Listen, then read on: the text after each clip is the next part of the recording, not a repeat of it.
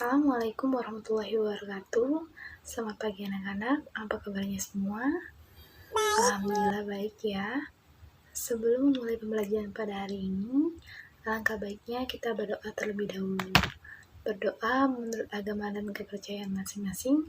Berdoa dimulai. Berdoa selesai. Baiklah, Ibu akan mengecek absensi yang telah kalian isi melalui Google Form dan partisipan Zoom pada hari ini. Absennya sudah cukup ya, dan partisipannya sudah cukup. Untuk yang belum mengaktifkan video, silakan mengaktifkan videonya sekarang.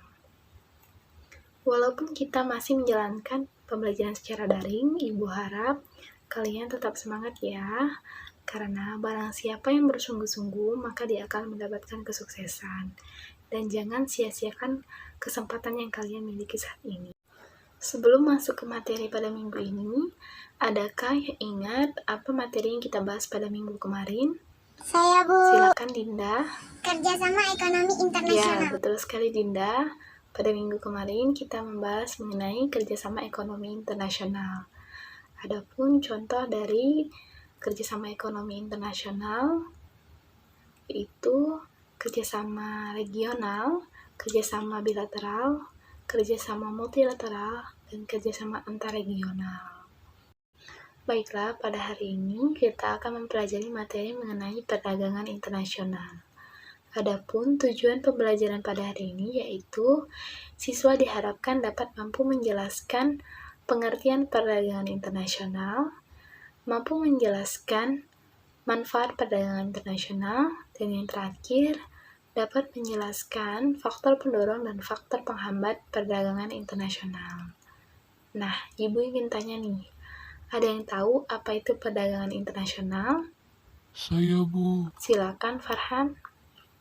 Perdagangan internasional merupakan suatu aktivitas perdagangan yang dilakukan oleh negara yang berbeda. Kegiatan perdagangan itu telah disepakati oleh kedua negara.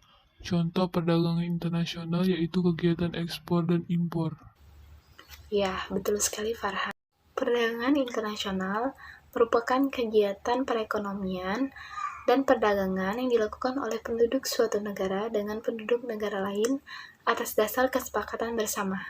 Penduduk yang dimaksud ini dapat berupa yang pertama, antar perorangan individu dengan individu, yang kedua, itu antar individu dengan pemerintah suatu negara, yang ketiga, pemerintah suatu negara dengan pemerintah negara lain.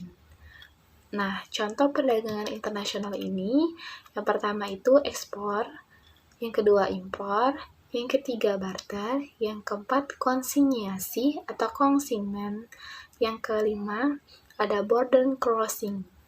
Selanjutnya, ada manfaat perdagangan internasional. Yang pertama, membentuk hubungan persahabatan antar negara. Yang kedua, dapat menciptakan efisiensi serta spesialisasi. Yang ketiga, dapat meningkatkan kemakmuran suatu negara.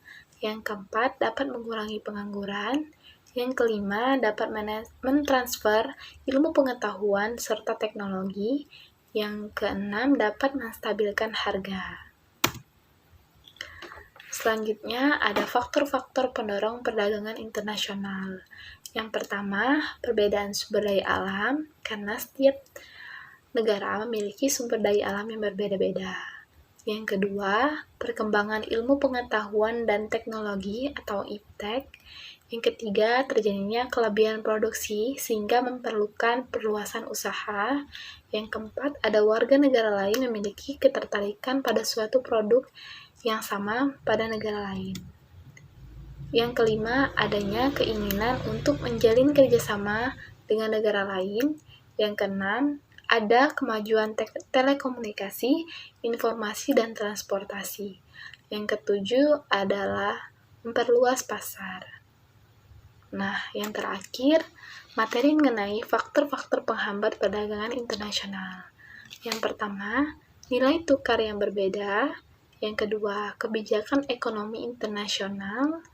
Yang ketiga, terjadinya konflik pada suatu negara. Yang keempat, ada ekspor dan impor yang terlalu lama. Yang kelima, ada kualitas sumber daya manusia yang rendah. Pada pembelajaran kali ini, kita akan melaksanakan diskusi kelompok terdiri dari 3 kelompok.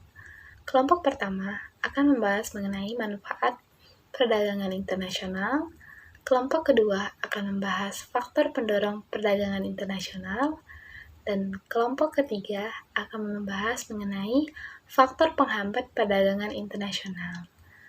Silakan untuk anggotanya kalian tentukan sendiri. Ibu beri waktu selama 3 menit untuk berdiskusi. Silakan.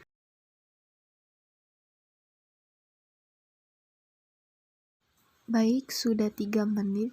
Silakan perwakilan kelompoknya untuk melaksanakan diskusi. Dimulai dengan kelompok pertama terlebih dahulu.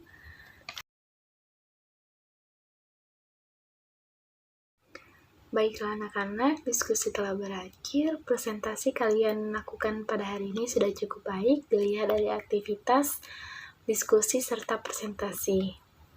Dapat Ibu katakan bahwa kalian sudah memahami materi pada hari ini ya. Nah, dapat Ibu simpulkan pada pembelajaran kali ini, setiap negara memiliki potensi sumber daya alam yang berbeda-beda.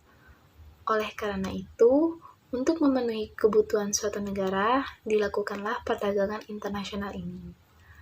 Serta kebijakan pemerintah sangat berperan aktif pada perdagangan internasional. Silakan jika ada yang ingin ditanyakan sebelum Ibu mencukupkan pembelajaran pada hari ini. Izin bertanya, Bu. Silakan, Vina.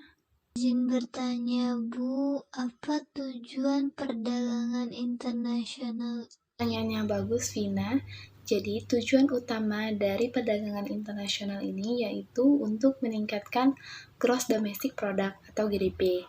Artinya, tujuan dari perdagangan internasional ini yaitu untuk meningkatkan nilai total dari suatu barang atau jasa oleh suatu negara pada negara lain selama 1 tahun. Adapun tujuan lainnya, yang pertama meningkatkan devisa negara, yang kedua memenuhi kebutuhan negara lain, dan yang ketiga yaitu memperoleh keuntungan internal maupun eksternal.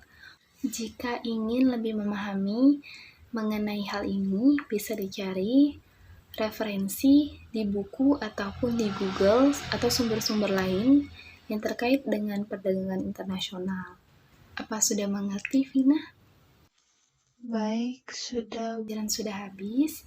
Ibu cukupkan dulu untuk materi hari ini dan akan kita lanjutkan pada minggu depan. Materi selanjutnya yaitu tentang kebijakan perdagangan internasional. Untuk mengakhiri pembelajaran kita pada hari ini, kita melaksanakan doa terlebih dahulu. Berdoa mulai. Berdoa selesai. Terima kasih anak-anak. Jaga kesehatan selalu, tetap semangat dalam belajar. Ibu akhiri, Assalamualaikum warahmatullahi wabarakatuh. Selamat siang.